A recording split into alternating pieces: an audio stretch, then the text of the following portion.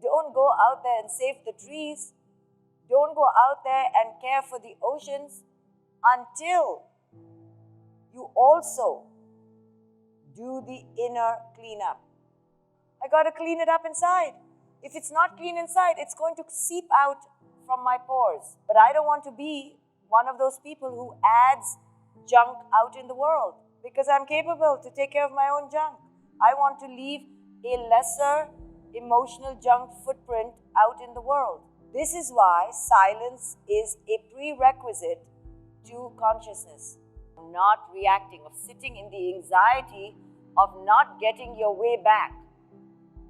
But when you do sit with it, and when you do enter silence and make it a practice, what you're really doing is not that you're not fulfilling your authenticity.